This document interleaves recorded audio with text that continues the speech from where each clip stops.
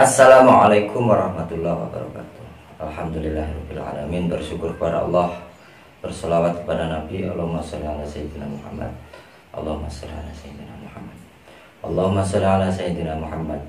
Ya Rabbi sholli alaihi wasallam. Apa kabar teman-temanku? Apa kabar saudaraku? Seiman, setauhid, seakidah. Jumpa kembali dengan Adi Media. ID Media ya. YouTuber apa adanya, bukan ada apanya. Tetap semangat, tetap satu hiroh, tetap satu resonansi, tetap satu perjuangan menegakkan tauhid dan akidah, berpihak kepada yang hak, menolak kepada bentuk kebatilan apapun kemasannya, apapun modelnya, apapun stylenya, pokoknya yang namanya kebatilan itu kita tolak. Apalagi di zaman akhir ini yang namanya kebatilan itu samar, karena sengaja disamarkan agar supaya kita ini menjadi murtad, keluar dari Islam, syahadat kita menjadi batal akibat kita mengikuti hal-hal yang samar. Ya memang segala sesuatu itu disamarkan agar intinya supaya mereka itu banyak teman nanti di neraka ya. Iblis mencari teman sebanyak mungkin untuk dijadikan pijakan. Jadi sebenarnya bukan teman tapi pijakan untuk di neraka itu, agar iblis itu ada di posisi paling atas. Ya,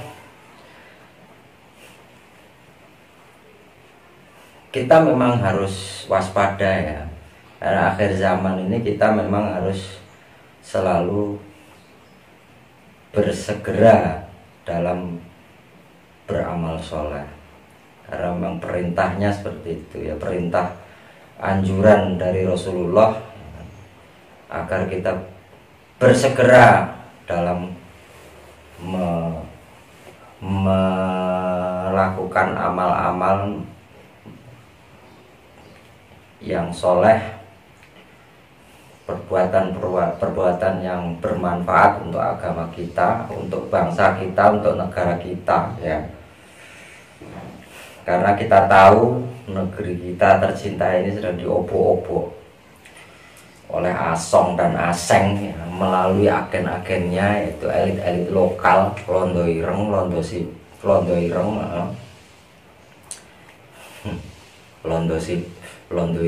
Ireng, Sipit Ireng. Nah, kalau bahasa kerennya ya pecundang, munafik. Apa kabar saudaraku semua, teman-temanku semua yang satu resonansi, satu hiroh perjuangan Islam akhir zaman? Kami berharap semua baik-baik saja, semua dalam lindungan dan rahmat dari Allah Subhanahu wa Ta'ala, karena kita berpihak kepadanya. Itu yang paling utama di akhir zaman ini, dimana kita berpihak. Jadi dengan suara-suara sumbang seperti ini, suara-suara yang fals melalui channel-channel amatiran, channel-channel yang ya bukan channel yang channel profesional dengan peralatan seadanya. Yang penting kita bersuara dan bisa didengar dan dilihat oleh walaupun hanya segelintir, nggak apa-apa. Yang penting perjuangan kita nyampe, dilihat oleh segelintir manusia, dan banyak yang menyadari, banyak yang akhirnya tersadar bahwa kita ini sedang dalam kondisi tidak baik-baik saja ya kan. Kali ini ada pembahasan yang aneh ya. Memang pembahasan itu selalu aneh. Pembahasan kita saat ini itu memang aneh-aneh saja, nggak ada yang nggak aneh ini. Tentang statement menak kita ya, Bang Yakut yang katanya GP Ansor itu harus siap menghadapi ex-HTI dan FPI. Nah ini pernyataan seperti ini, statement seperti ini ya, ini menjadi pertanyaan, menghadapi dalam hal apa kan gitu. Karena HTI, FPI itu kan dibubarkan secara sepihak, secara brutal, secara radikal, secara intoleran. Kalau kami mengatakan seperti itu, karena ujuk-ujuk, suddenly, bubarkan karena radikal, meresahkan.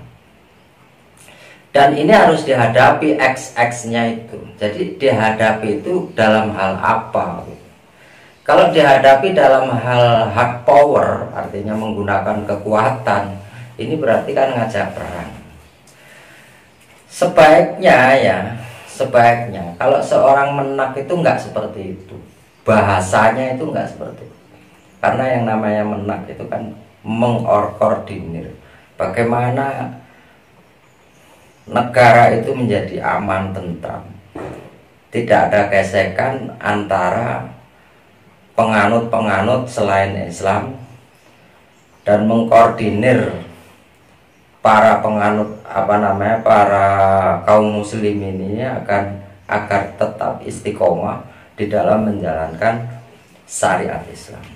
Itu kan basic dari menak itu kan seperti itu. Karena kita tahu ya, Pancasila itu sila pertama ketuhanan yang Maha Esa. Otomatis kan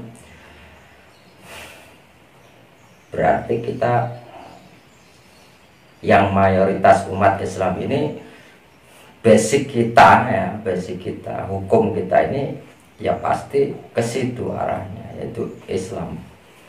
Kita mengutamakan Islam sebagai satu-satunya agama yang memang yang Allah turunkan gitu. Agama yang memang hanya Islam saja yang Allah ridhoi dengan ayatnya inna dina indallahi Islam. Makanya menaknya pun ya beragama Islam kan begitu. Jadi dengan himbauan seperti itu ya, anjuran seperti itu, komentar seperti itu, jadi ini menjadi banyak pertanyaan. Kenapa harus berbicara seperti itu? Memang kenapa ex-HTI dan FPI itu memangnya kenapa? Yang saya tahu mereka itu setiap ada bencana, setiap ada kejadian alam itu selalu terdepan, selalu membantu masyarakat yang terkena imbas dari bencana-bencana alam itu, selalu terdepan dalam menyalurkan logistik ya orang-orang FPI itu bersama para donatur-donatur.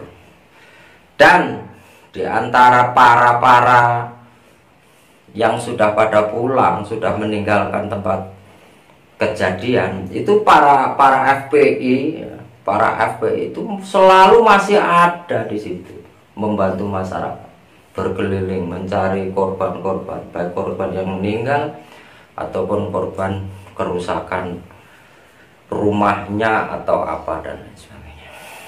Ya ini yang akan dihadapi, belah mananya, maksudnya sisi mana yang harus dihadapi. Dan saya yakin HTI pun juga begitu, selalu bergabung dalam kemanusiaan. Nah, saya ini kan jadi bertanya-tanya, kita ini jadi bertanya-tanya, apakah yang dihadapi itu artinya bersaing dalam melakukan hal-hal amal seperti itu, atau menghadang, melawan. Jadi ketika para ex-HTI, para FPI itu ingin berbuat amal di tempat-tempat bencana, ya kan, terus dihadang, kemudian ditolak, kemudian disuruh pulang atau bagaimana? Ya ini bahasa seorang menak yang seperti ini kan mestinya enggak banget gitu loh, enggak perlu gitu loh, enggak perlu banget, dan memang enggak berguna. Jadi enggak ada gunanya gitu loh, himbauan seperti itu. Ya alangkah baiknya misalnya himbauan untuk para Ansor, para bangsa, mari kita bantu para korban bencana alam, para korban mafia minyak, mari kita bantu misalnya. Mari kita membuat minyak sendiri, kemudian kita bagi-bagikan kepada emak-emak yang sedang membutuhkan minyak goreng misalnya ini. Nah, ini saya sangat setuju itu. Sangat setuju sekali itu. Karena berlomba-lomba dalam kebajikan. Nah, ini memang sunatullah, perintah Allah ya, perintah dari Allah ya. Tapi ini kan masih global. Bahasa Arabnya apa? Masih belum ma'rifat gitu. Jadi harus menghadang XHTI dan FPI itu menghadang dalam segi apa? Kita kan nggak tahu ini. Ya oke lah. Tapi memang arahnya pasti ke dalam hard power, artinya melawan, jadi mengajak perang. Nah, ini yang radikal siapa coba? Kalau dipikir-pikir gitu loh, yang radikal itu siapa? Padahal yang namanya orang-orang HTI, FPI itu X maksudnya, X HTI, X bekas mantan FPI. Biasa-biasa saja, nggak pernah ada komentar mari kita serang mari kita serang kelompok, nggak pernah ada itu, kecuali hanya koaran ini apa ya, seperti itu. Jadi media propaganda atau media mainstream yang mengatakan HTI radikal, FPI radikal, HTI itu menawarkan solusi bahwa yang dunia ini baru bisa aman tentram dengan solusi yang Allah berikan, kan gitu kata HTI itu, yang Allah berikan dengan menggunakan sistem yang sudah Allah berikan, Allah tentukan, yaitu khilafah. Itu kan tawaran dari HTI. Dan belum pernah ada aksi HTI untuk makar, artinya memberontak kepada pemerintah, belum pernah ada. Terus radikalnya di mana? Kalau itu memang dianggap radikal kan gitu. Saya bukan orang HTI, saya juga bukan orang FPI. Saya ini orang independen, orang yang punya kedaulatan, orang yang punya harga diri, orang yang tidak tergantung kepada orang gitu. Orang saya ini bukan anggota FPI juga bukan, anggota HTI juga bukan, tapi saya ini orang yang punya kedaulatan, artinya punya prinsip dalam hidup. Karena manusia itu kalau punya prinsip dalam hidup berarti merdeka. Tapi kalau nggak punya prinsip dalam hidup, maka hidupnya terjajah.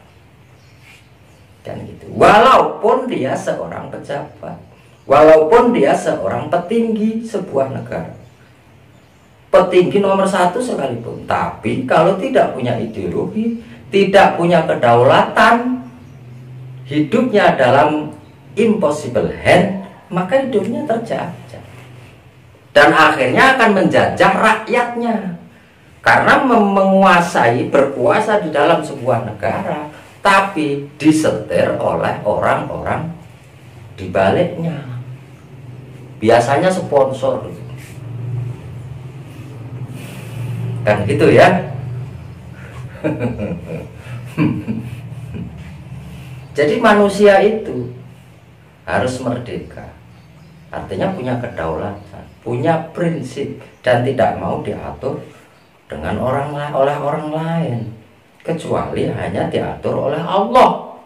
Itu namanya orang yang punya prinsip, punya kedaulatan, merdeka namanya. Karena yang berhak mengatur itu hanya Allah sesungguhnya. Tapi Allah menurunkan khalifahnya itu sebagai pengganti. Kalau Allah langsung yang mengatur, hei fulan kamu ke sana, hei fulan kamu jadi ini, kamu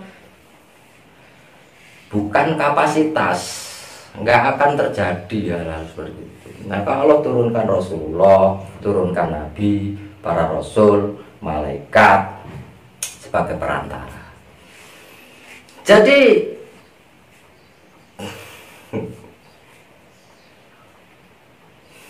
memang petinggi-petinggi negara rezim Konoha kita ini blunder kabeh. Dari sisi ini blunder, dari sisi ini blunder, dari sebelah sini blunder, dari sebelah sini blunder, dari sebelah sini blunder. Sponsornya mulai gonjang ganjing, IKN gonjang ganjing, minyak goreng gonjang ganjing, minyak goreng langka, tapi banyak truk bergelimpangan ngucur minyak tanah, minyak gorengnya ngucur. Kemasan minyak goreng berserak di mana-mana. Allah tunjukkan, kepanikan rezim ini Allah tunjukkan. Saya menghimbau saja Pak Menak, bersadarlah, sadar-sadarnya, nggak akan lama.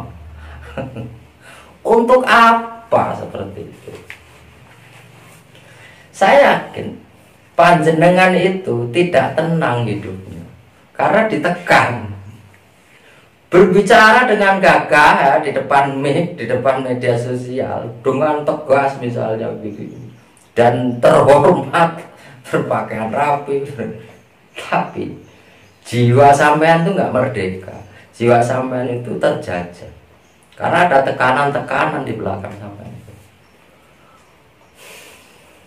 Jadi alangkah baiknya untuk menyelamatkan dunia akhirat, untuk menyelamatkan akhirat lah utamanya itu bertobat, sadar dan bertobat. Itu aja. Ambil resikonya. Sampai sudah masuk ke dalam lingkaran itu, otomatis kalau mau keluar dari lingkaran itu ya tahulah resikonya seperti apa. Nah, ini kan segala sesuatu, makanya kalau mau melakukan sesuatu itu harus dipikir dulu agar tidak menyesal kemudian hari, kan gitu. Jadi yang namanya penyesalan itu memang di belakang, nggak ada menyesal awal. Ya kalau menyesal di tengah, kemudian buntutnya kita mengambil risiko masih bagus. Kalau kita benar-benar menyesal di buntut, di ekor, di belakang hari, di kemudian hari, ya fatal sudah. Nah itu.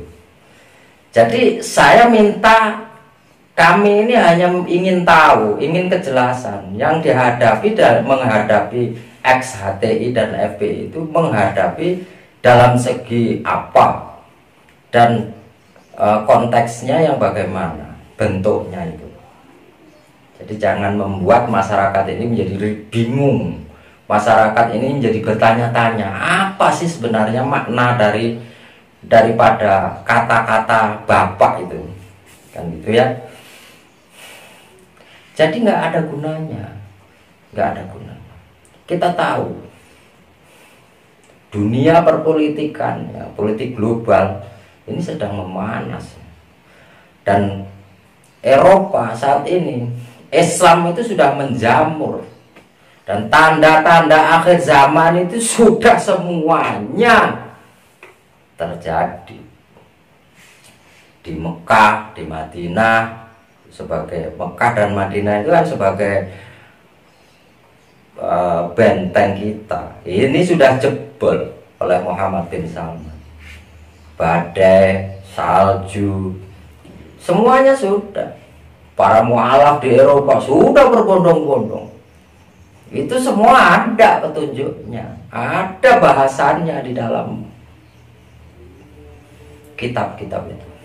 Dan ini menjadi nyata ketika akhir zaman ini akan segera tiba. Tinggal 3 manusia fenomenal. Kalau sudah muncul Al-Mahdi dan Dajjal, ya, kemudian disempurnakan oleh Nabi Isa alaihissalam, kemudian turunnya Ya'juj Ma'juj, sudah nggak ada gunanya.